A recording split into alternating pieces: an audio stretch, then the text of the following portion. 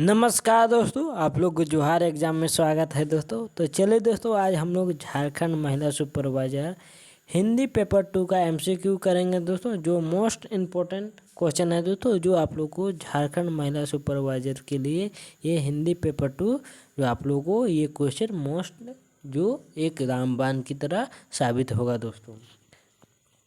तो चलिए हम लोग स्टार्ट करते हैं दोस्तों। आई होप आप लोग को लेडी सुपरवाइजर का तैयारी अच्छे से चल रहा होगा दोस्तों, क्योंकि आप लोग को एग्ज़ाम होना तय है दोस्तों। इसी माह में लास्ट वीक से स्टार्ट हो जाएगा आप लोग को ऑनलाइन में। तो इसीलिए आप लोग जोर शोर से तैयारी करते रहिए दोस्तों झारखंड महिला सुपरवाइजर हिंदी पेपर 2 का। तो देखिए दोस्तों, अगर आप लोग हिंदी पेपर 2 का टेस्ट सीरीज लेना चाहते हैं तो आप लोग जोहार एग्जाम में संपर्क करके आप लोग टेस्ट सीरीज प्राप्त कर सकते हैं दोस्तों हिंदी पेपर 2 का, आप लोग झारखंड महिला सुपरवाइजर का। तो चलिए दोस्तों, हम लोग चलते हैं मोस्ट इम्पोर्टेंट 50 क्वेश्चन का एमसीक्यू करेंगे दोस्तों। आप लोग कमेंट बॉक्स में ज़रूर बताइएगा कि आप लोग को 50 क्वेश्चन में आप लोग कितना सही कर पा रहे हैं दोस्तों। एटलीस्ट तो आप लोग 35 से ओवर कर पा रहे होंगे। आई होप आप लोगों को तैयारी अच्छे से चल रहा होगा दोस्तों। तो इतना सा क्वेश्चन 35 तो आप लोगों को करना जरूरी है दोस्तों 50 क्वेश्चन में। तो चलिए हम लोग क्वेश्चन की ओर बढ़ते हैं। तो देखिए दोस्तों, फर्स्ट क्वेश्चन में क्या है, तो देखिए क्या है, विनय पत्रिका का मूल स्वर क्या है। तो विनय पत्रिका का मूल स्वर क्या है दोस्तों, ज्ञान, मुक्ति, भक्ति या प्रेम। तो विनय पत्रिका जो भी था उसका मूल स्वर क्या है दोस्तों, तो इसका है क्या है, मूल स्वर भक्ति है। क्या है, भक्ति। जबकि ज्ञान, मुक्ति ये सभी नहीं है दोस्तों, और प्रेम तो क्या है, विनय पत्रिका का मूल स्वर क्या है, तो भक्ति है। अब देखिए अगला क्वेश्चन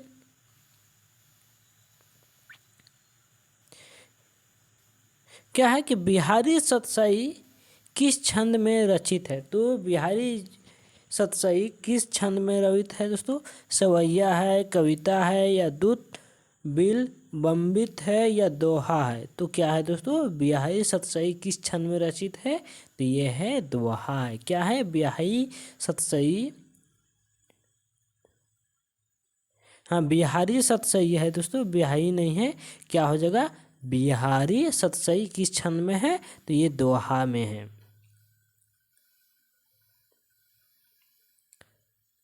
अब देखिए, कवि रसखान किसके मोहक पर रूप मुग्ध हैं। तो किसके, जो कवि रसखान थे किसके मोहक पर मुग्ध थे, तो ये कृष्ण के, राधा के, शिव के या राम के। तो किसके थे दोस्तों, कवि रसखान जी, तो ये थे कृष्ण जी के मोहक में थे। इनके कृष्ण जी के भक्ति करते थे रसखान जी।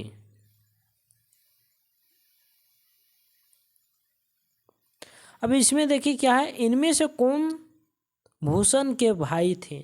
इनमें से कौन सा चारों में भूषण के भाई थे, जटाशंकर है, मतीराम है, चिंतामणि है, ये सभी। तो इनमें से कौन सा भूषण के भाई हैं दोस्तों, तो भूषण के भाई कौन थे, जटाशंकर थे, मतीराम और चिंतामणि, ये तीनों भूषण के भाई थे। तो इसका राइट आंसर क्या हो जाएगा, ये सभी हो जाएगा। आगे देखिए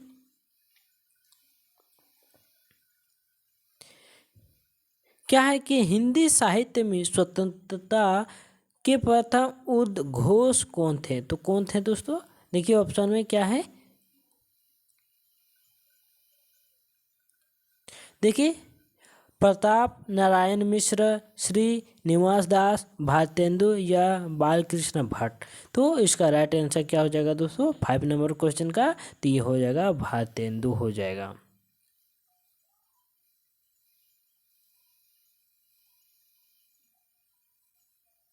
देखिए, खुसरो जैसी पहेलियाँ और मुकरिया किसने लिखी थी। तो किसने लिखी थी, कन्हैया लाल पोदार, रघुराम, भारतेंदु हरिश्चंद्र या प्रेमधन। तो खुसरो जैसी पहेलियाँ और मुकरिया किसने लिखी थी दोस्तों, तो ये किसने लिखी थी, तो ये लघी राम ने लिखी थी। आगे देखिए,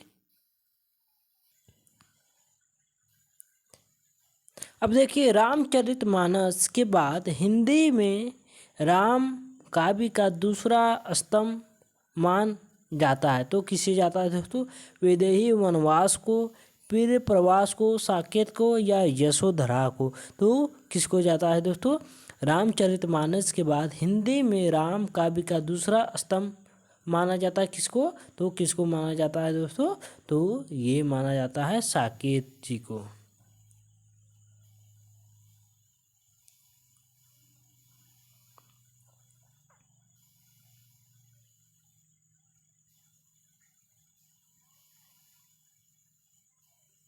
अब देखिए क्या है, माखनलाल चतुर्वेदी किस देश के प्रति गंभीर प्रेम तथा देश के कल्याण के लिए उसमें कौन सी भावनाएं दिखाई देती थी? तो आत्मो सर्ग, त्याग, आत्मव्याग, व्यंग या इनमें से कोई नहीं। तो माखनलाल चतुर्वेदी देश के प्रति गंभीर प्रेम तथा देश के कल्याण के लिए कौन सी भावना वो दिखाई देती थी उन पर?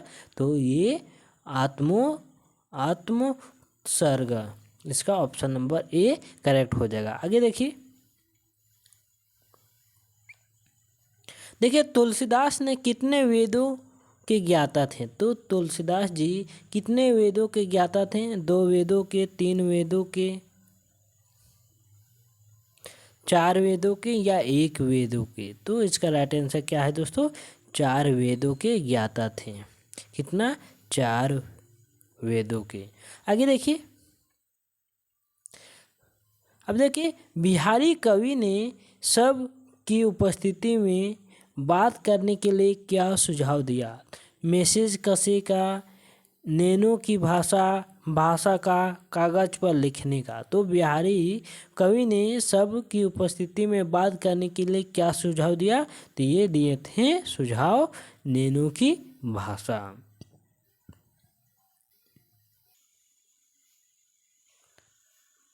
अब देखिए 11 नंबर क्वेश्चन में क्या है दोस्तों कि बिहारी के अनुसार बच्चे के मन में कौन बसता है? तो बिहारी के अनुसार सच्चे मन में बच्चे नहीं है, क्या है ये? सच्चे मन में कौन बसता है? तो कौन? मित्र, गुरु, राम, ये सभी। तो बिहारी के अनुसार सच्चे मन में कौन बसता है? तो कौन बसता है दोस्तों? तो राम बसते हैं। आगे देखिए क्या है, कली को कितनों समझूं है, ये पंक्ति में निहित अलंकार बताइए। तो इस पंक्ति में कौन सा अलंकार है कि कलही को कितनों समझूं है? ये पंक्ति में कौन सा अलंकार है? रूपक है, अनुप्रास है, सलिस है, यमक है। तो इसमें कौन सा अलंकार है? तो इसमें है आप लोग को अनुप्रास अलंकार है।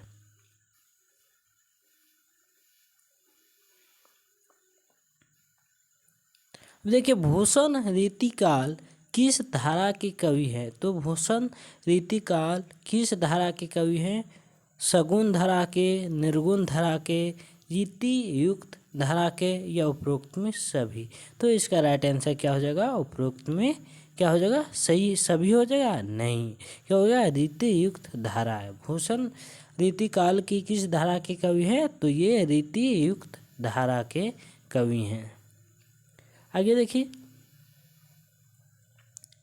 देखिए क्या विद्यापति ने रचना की? तो विद्यापति ने रचना कौन सी है इस चारों में से? देखिए क्या मुक्तक काव्य है, चंपू काव्य है, कथा काव्य, ए और बी दोनों? तो इसका राइट आंसर क्या हो जाएगा? ए और बी दोनों होगा? नहीं, इसमें हो जाएगा मुक्तक काव्य है विद्यापति जी की।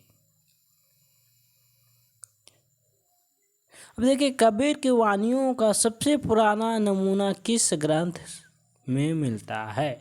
तो कबीर की वाणियों का सबसे पुराना नमूना किस ग्रंथ में मिलता है? गुरु ग्रंथ साहिब में, कबीर ग्रंथावली में, बीजक में या उपरोक्त में सभी? तो इसका राइट आंसर क्या हो जाएगा? तो ये गुरु ग्रंथ साहिब में।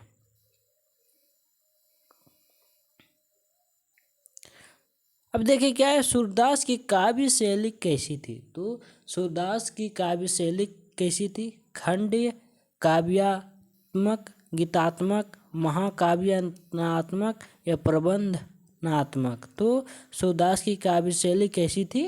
तो ये काव्य शैली कैसी थी दोस्तों? गीतात्मक। आगे देखिए,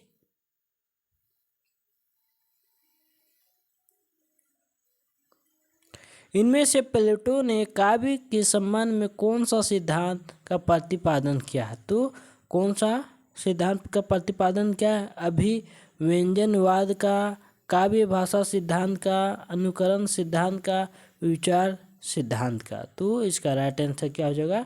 इनमें से कौन, जो प्लेटो ने काव्य के संबंध में कौन सा सिद्धांत का प्रतिपादन किया है? तो ये किए हैं अनुकरण सिद्धांत का। आगे देखिए,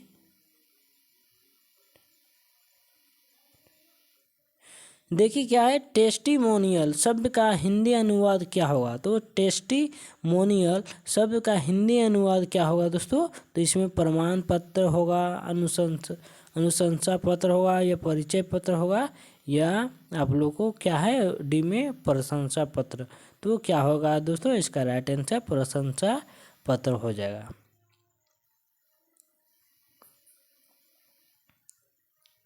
देखिए, सुने शिव सपन भरे जल लोचन, इस पंक्ति में कौन सा छंद है? चौपाई है, गीतिका है, वंशथस है, हरि गीतिका है। तो इसमें कौन सी पंक्ति है दोस्तों? इस छंद कौन सा है? तो ये है, इसका राइट आंसर क्या हो जाएगा? चौपाई हो जाएगा दोस्तों। आगे देखिए, क्या कि काव्य में उदात्त तत्वों को सर्वाधिक महत्व किसने दिया? तो किसने? इलियट ने, लजाइंस ने, अरस्तु ने, प्लेटो ने। तो किसने दिया महत्व दोस्तों? तो काव्य के उदात्त तत्वों को सर्वाधिक महत्व किसने दिया था? तो ये लजाइंस ने। आगे देखिए,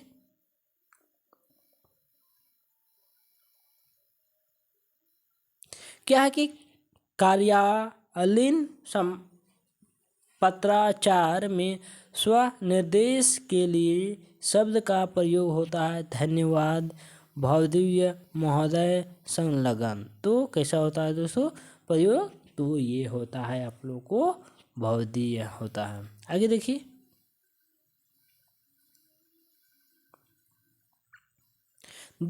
देखिए जैसी बाड़ी कास्ट ही काटे में बाड़ी क्या है? तो बढ़ई है, बूढ़ा है, बढ़ाई है, बड़ा है। तो इसका राइट आंसर क्या हो जाएगा दोस्तों? तो ये बढ़ाई होगा।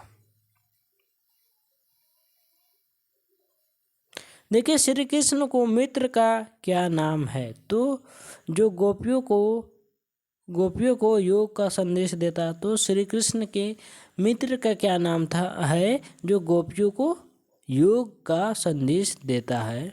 तो क्या? उद्धव, बलराम, नंद, अक्रूर। तो क्या नाम था दोस्तों? तो आप लोग को पता होगा उद्धव।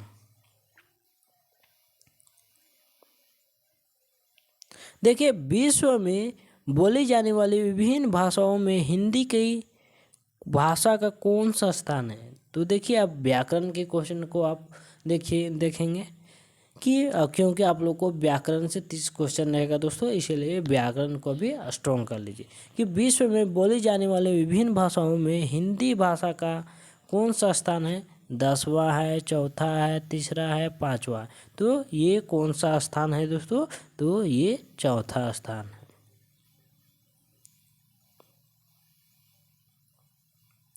क्या व्याकरण शब्द का क्या अर्थ है? तो व्याकरण जो शब्द है उसका क्या अर्थ है दोस्तों?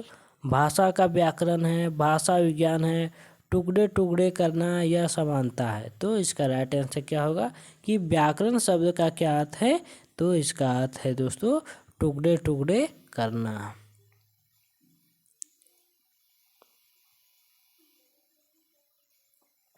देखिए कि 71वें संविधान संशोधन द्वारा 1992 में निम्नलिखित में किस भाषा को 8वीं अनुसूची में जोड़ा गया था?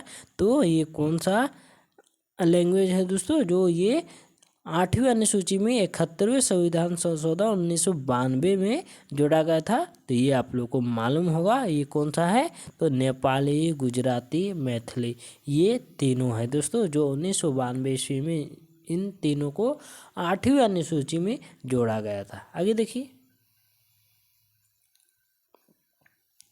क्या है कि भाषा परिवर्तनशीलता होती है काल भेद में, स्थान भेद में या पारिस्थितिक भेद में। तो ये किस में होता है दोस्तों, देखिए और ऑप्शन नंबर डी में, क्या है, ये सभी, तो ये सभी में होता है दोस्तों। तो इसका राइट आंसर क्या हो जाएगा, भाषा की परिवर्तनशीलता होती है दोस्तों काल भेद में, स्थान भेद में और पारिस्थितिक भेद में।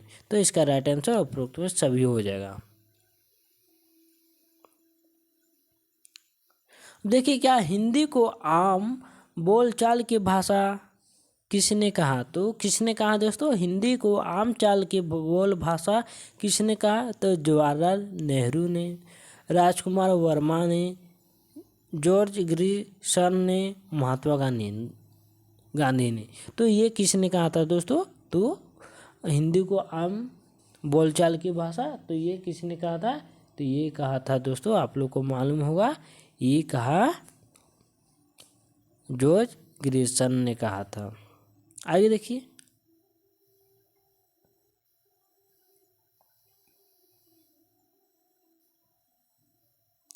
प्रधानाचार्य शब्द क्या है, तो क्या है ये यौगिक है या योग रूट है या देशज है या यौगिक है। तो प्रधानाचार्य शब्द क्या है दोस्तों, तो यही आप लोगों को ग्रामर पढ़े होंगे, व्याकरण पढ़े होंगे, तो जरूर मालूम होगा ये क्या है, यौगिक है। क्या है, यौगिक।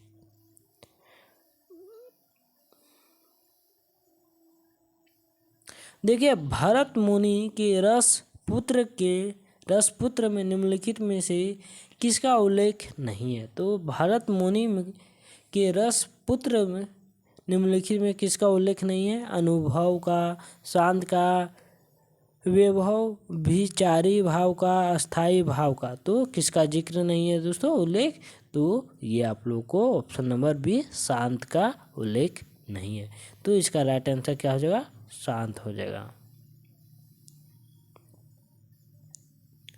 देखिए हिंदी भाषा के विकास का सही अनुक्रम कौन सा है, तो हिंदी भाषा के विकास का सही अनुक्रम कौन सा है, अपभ्रंश, पाली, प्राकृतिक, हिंदी। ये देखिए ए में। अब बी में देखिए क्या है कि पाली, प्राकृतिक, अपभ्रंश, हिंदी।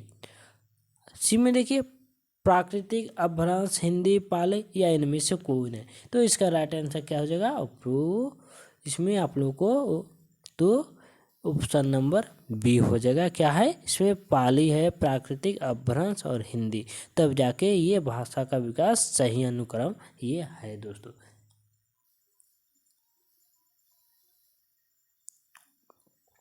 देखिए इस पुस्तक को देखो यह कितने उपयोगी है, इस वाक्य में सर्वनाम के प्रकार बताना। क्या है ये लाइन, देखिए इस पुस्तक को देखो यह कितनी उपयोगी है, तो इस लाइन में हमको सर्वनाम के प्रकार बताना है। तो इस लाइन में देखिए ये कौन सा सर्वनाम है दोस्तों,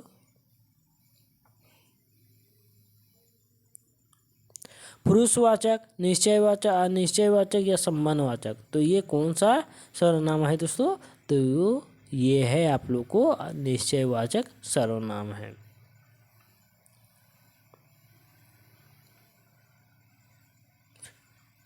देखिए ने किस कारक का चिन्ह है, तो ने किस कारक का चिन्ह है दोस्तों, तो ये है आप लोग को कर्ता का, कर्ता ने कर्म को, तो आप लोग को मालूम होगा जो कारक का चिन्ह के चिन्हों को याद होगा, तो आप लोग जरूर इसका सही आंसर देते होंगे। तो देखिए कर्ता ने, तो इसका हो जाएगा राइट आंसर ने हो जाए, कर्ता का है कारक चिन्ह है दोस्तों। आगे देखिए क्या है, माता पिता अपने बच्चों के लिए कड़ी मेहनत करते हैं, रेखांकित शब्द का क्या अर्थ है, तो जो माता पिता हो जो अपने बच्चे के लिए कड़ी मेहनत करते हैं, तो ये शब्द का क्या अर्थ होता है, ये क्या है, विशेषण है, परसर्ग है, सर्वनाम है या संज्ञा। तो ये शब्द कैसा है दोस्तों, तो ये सब आप लोग को परसर्ग है, परसर्ग है।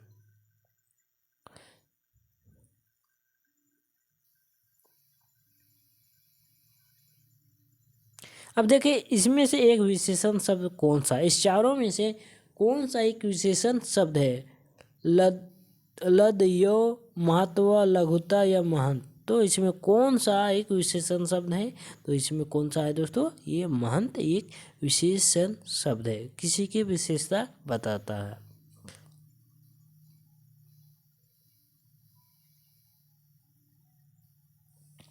क्या व्याकरण की दृष्टि से कौन सा शब्द विशेषण नहीं है? तो इसमें कौन सा शब्द जो व्याकरण के दृष्टि से विशेषण नहीं है?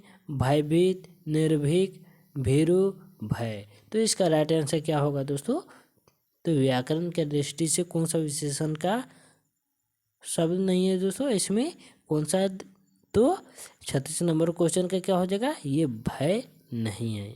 कौन सा नहीं है? भय नहीं है। जबकि भयभीत, निर्भीक, भीरु, भीरु ये सभी क्या विशेषण के शब्द है दोस्तों।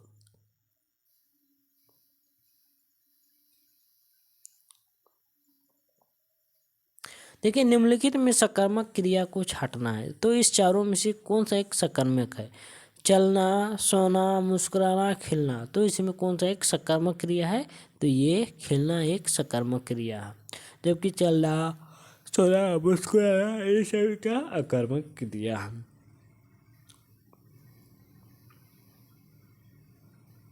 देखिए किसी कार्य का करने या वाले शब्द को कहलाते हैं, तो होने वाले का बोध कराने, तो क्या है क्वेश्चन में अच्छे से देखिए कि किसी कार्य का करने या वाले शब्द है होने का बोध कराता है कौन? काल, संज्ञा, क्रिया या विशेषण, तो कौन कराता है दोस्तों ये बोध? तो ये कराता है आप लोग को क्रिया।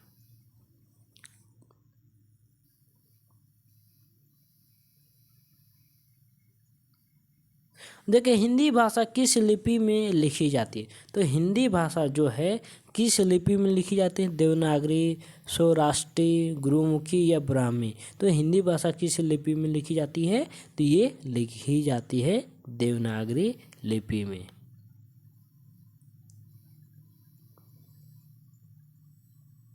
देखिए देशभक्ति में कौन सा समास है? तो देशभक्ति, देश के लिए भक्ति, तो ये आप लोगों को मालूम हुआ, ये हो जाएगा आप लोगों को देशभक्ति।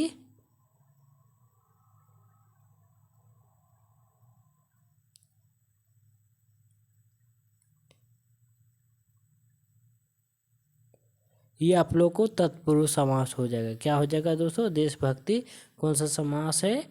तो ये हो जाएगा आप लोग को तत्पुरुष समास।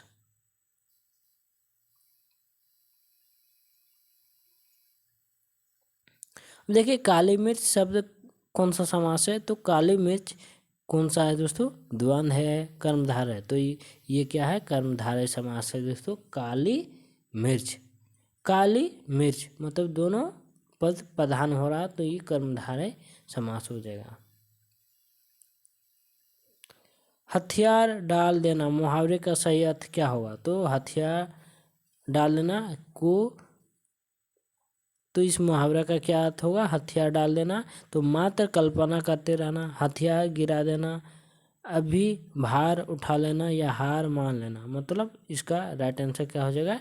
हार मान लेना। हथियार डाल देना मतलब इसका सही अर्थ क्या होगा इस मुहावरे का?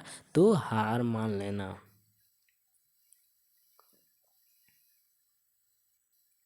देखिए 8 कन्नौजिया ने 9 चूल्हे लोकोक्ति का क्या अर्थ होता है? तो क्या होता है? मस्त रहना, फोका करना, अलगाव की स्थिति या संपन्नता की स्थिति, तो इसका राइट आंसर क्या हो जाएगा?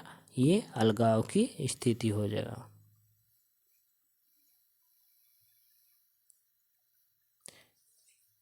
देखिए निम्न में से संज्ञा का उदाहरण नहीं है, कौन सा एक संज्ञा का उदाहरण नहीं है दोस्तों?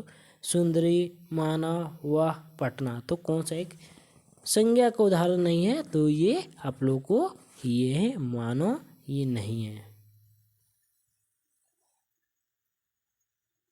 देखिए दोस्तों इसमें मानव नहीं होगा, इसका राइट आंसर हो जाएगा हाँ ऑप्शन नंबर बी हो जाएगा। क्या हो जाएगा? ऑप्शन नंबर बी हो जाएगा।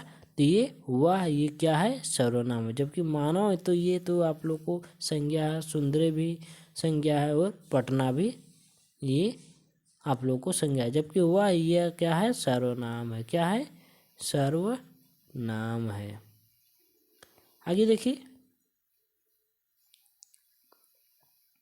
समुद्रगुप्त भारत का नेपोलियन था। यहाँ नेपोलियन किस प्रकार का संज्ञा का उदाहरण है?